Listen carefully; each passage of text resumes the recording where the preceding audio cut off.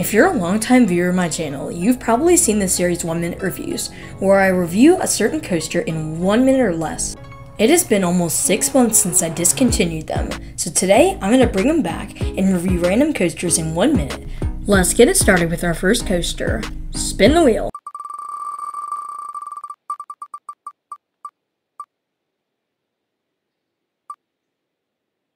Stormrunner is a very powerful ride. To start off, the launch is very forceful, although it's not really comparable to Top Thrill Dragster and Max Force, but it does yank you down the launch track, and the 150-foot tall top hat is really good. You get a ton of airtime in the back row. After the top hat comes the Cobra Loop, which is a pretty forceless element, although it can give some whip out of it in the back row. After that, you go into my favorite part of the ride, the Flying Snake Dive. In the front, you get a crazy pop of ejector when you're entering it, and you have no time to comprehend that you're going upside down right now. The drop off it in the back row is absolutely incredible, as you are still going through the second inversion, so you get absolutely yanked over it. After that, you have a few S-turns before hitting the brake run, ending your ride on Stormrunner.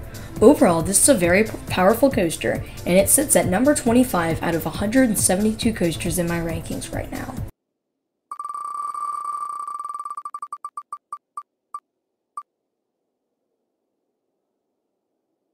Alpengeist is a very intense ride, although it can be too intense at sometimes to make you not even want to ride again.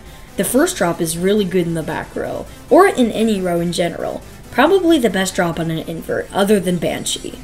After that, you go into the ravine, giving some pretty good positives, especially going into the Engelman. When you're going up, you get quite a bit of positives and your feet are absolutely going crazy. After that, you go down into a vertical loop. This loop is pretty good, but it's nothing really special. It does give pretty good forces though. After that, you go into the infamous Cobra roll over the water. This roll is pretty good, although the transition out of it and into it can be pretty janky, and you can bang your head on it a lot.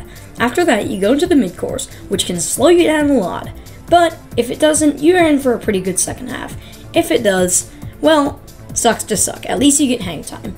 Anyways, Alpengeist is a really fun ride.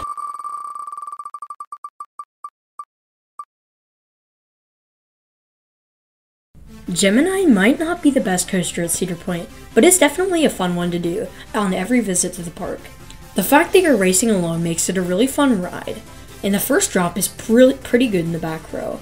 After that, you go into a few turns that are taken high off the ground.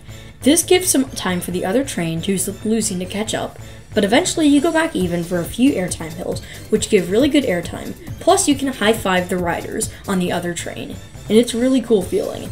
After that, you have a few more turns into the headshot drop, where you absolutely feel like if you have your hands up, they are going to get chopped off. After that, you have more turns before going into a series of airtime hills, before going into a helix before the brake run. This helix actually gives a ton of laterals, and it is a really fun element, although it can be uncomfortable at times. After that, you hit the brake run. If you won, congrats, but if you lost, then your friends will hold you accountable until the ride closes, which won't be that long, so don't worry about it.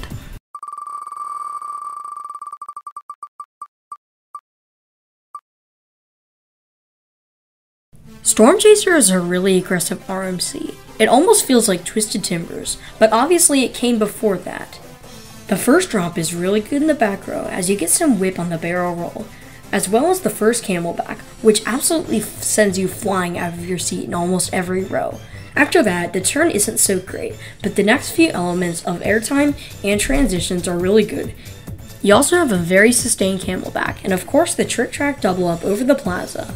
After a few more airtime hills and a helix, you hit the brake run. Overall, Storm Chaser is my number 10 coaster out of 172, and it is truly an insane ride.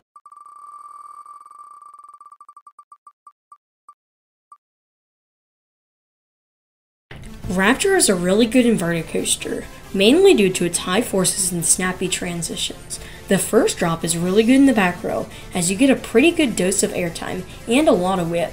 After that comes a vertical loop, which is pretty standard for an invert loop. You get a lot of positive forces, as your feet feel cut off from the rest of your body.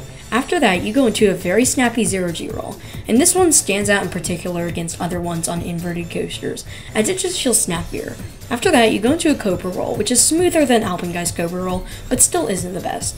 You take a turn into the mid-course, and then go over a few helixes into 2 very snappy corkscrews. These corkscrews are probably the highlights of the ride, as they go right over the midway. And personally, I think this part of the ride is overrated, but it does give really good positive G-force, and your feet have the same feeling like on the vertical loop. Overall, Raptor is a really good coaster, and I have it at number 24 out of 172 credit. That will be it for the 1 Minute Review sequel. If you guys enjoyed, make sure to like and subscribe. I will be doing this series more often if you guys enjoyed this video. So, share your thoughts with me on this in the comments. Anyways, this is Zero T Coaster signing out. As always, have a great rest of your day and see ya.